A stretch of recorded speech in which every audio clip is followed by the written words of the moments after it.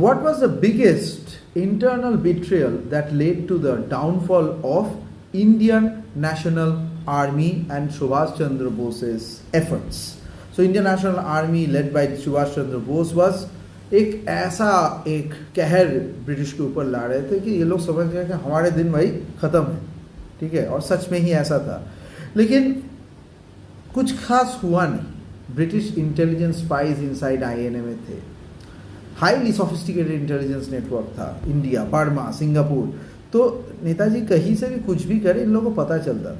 Farmer British Indian army officers who had joined the INA but were secretly कह सकते हैं कि loyal to हमारे कमीने ब्रिटिश राज की तरफ। दूसरे थे betrayed by certain INA officers also, बहुत सारे सोल्जर्स भी थे।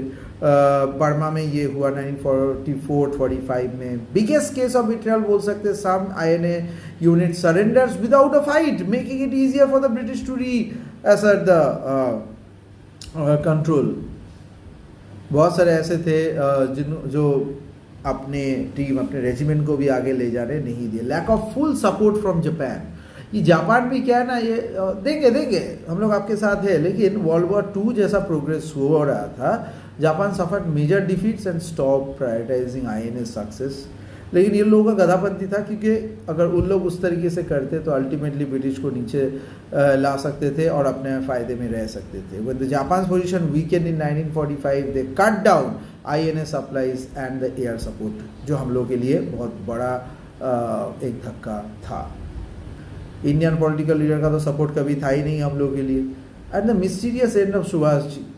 सो इन अगस्त 1945 जो ताइयोकू से वो उनका जो विमान उड़ा, सो वो कभी पहुंच नहीं पाए। So British took advantage of this confusion, तो हम लोग पीछे रह गए।